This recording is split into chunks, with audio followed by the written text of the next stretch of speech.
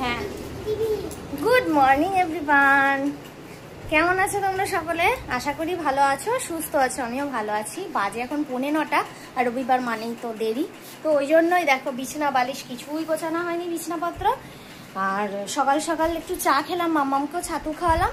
তোমাদের দাদা ভাই গেল বাজারে, আর আমি এদিকে এবার কাজ টাজ করবো। আর চা করতে করতে আমি একটু ভারীতে ভাতও বসিয়ে দিয়েছি, কারণ মাম্মামকে খাওয়াবো। আর একটু আগে একটা বাসনালা যাচ্ছিল, আমার একটা হাঁড়ির দরকার ছিল, তো ওর জন্য এই হাঁড়িটা নিয়েছি। এই বড় হাঁড়িটা নিয়েছি, মানে আমাদের 4 জনের আন্দাজ হয়ে যাবে। কেউ দুজন এলে বা আমার শাশুড়ি শ্বশুর এলে তো তখন এই হাঁড়িটাই ভাত হয়ে যাবে। আর এমনিতেই আমাদের একটা হাঁড়ির দরকার ছিল দুবেলা আন্দাজ রান্না করার জন্য, ওই জন্য এই হাঁড়িটা নিয়েছি। কিন্তু ঢাকনাটা সেট পাইনি, ঢাকনাটা বললাম 2 দিন পর নিয়ে আসবে, তখন ঢাকনাটা নেওয়া হবে। তো সকাল সকাল এই হয়ে গেল খরচা। এরপর বাজার যাবে, বাজারের খরচা মানে বিশাল। মানে সংসার মানে তো খরচাই আর খরচা, বুঝলে? জীবনে সংসার পাতা নয় তো। বিয়ের আগে তো মনে হতো এই ড্রেস কিনি, এই সাজার জিনিস কিনি, এইসব কিনি।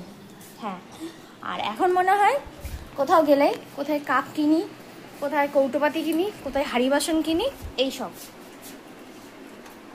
এই হচ্ছে সংসার। তো এখন বিছানাপত্রগুলো গোছাবো। তো চলো দেখতে থাকো, এরপরে কি রান্না বান্না করছি সেগুলো পরে তোমাদের সঙ্গে শেয়ার করবো। টাটা। হ্যালো বন্ধুরা, গুড আফটারনুন। বাজে এখন ঘড়িতে প্রায় 1:25। মাম্মামকে খাওয়াতে বসেছি। আজকে দেরি হয়ে গেছে একটু রান্না বান্না করতে, রবিবার বলে কথা।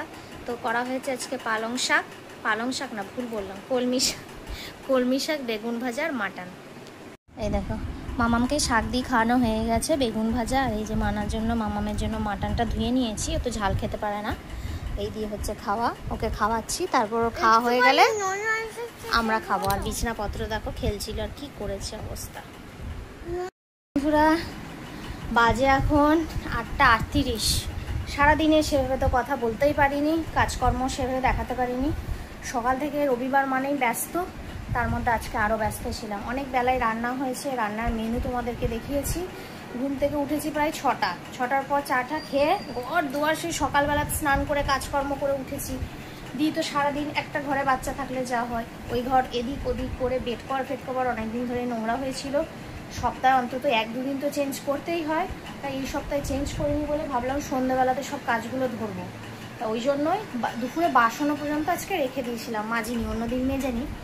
তো এত শরীরটা খারাপ লেগেছে, আর খাওয়া দাওয়া করে উঠতে উঠতেও অনেকটা বেলা হয়েছে, প্রায় 2-2:30 মতো বেজে গেছে। দিয়ে মাম্মামকে নিয়ে শুয়ে পড়েছিলাম। এই সন্ধ্যাবেলাতে উঠে চাটা খেয়ে মাম্মামকে একটু কিছু খাইয়ে তারপরে এই ঘরের চাদর, ওই ঘরের চাদর সব পাল্টে বাসন টাসন মেজে ঘর পরিষ্কার করে এতক্ষণে স্নান করে এলাম। মাম্মামও স্নান করেছে, স্নান করে এলো। এত গরম লাগছে না, কিচ্ছু ভালো লাগছে না। তো ভাবলাম বোধহয় আজকে ঠাকুরের জায়গাটা পরিষ্কার করতে পারবো। মা ঠাকুরের জায়গাটা অনেকদিন ধরা হয় না, পরিষ্কার করতে হবে। তো টাইমে আর কোলাবে না, কারণ মামামের খাওয়ার টাইম হয়ে গেছে, ওকে এখন খাওয়াবো।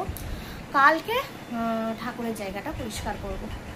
তো চলো মামামকে খাইয়ে নিই, পরে আবার কথা হবে। মামামকে এই মাত্র খাওয়ানো শেষ হলো, আর বাজে এখন 9:18। মামাম টিভি দেখছে এখন। আমারও সমস্ত কাজকর্ম কমপ্লিট। একটু পর খাবো ভাত, এখন খেতে ইচ্ছা করছে না। এই জানলাটা দিয়ে এত ভালো হাওয়া আসছে, কি বলবো। তো চলো কালকে থেকে আবার নতুন আর একটা জীবন শুরু হবে, সোমবার কালকে। তো চলো আজকের মতো টাটা, গুড নাইট, ভালো থেকো।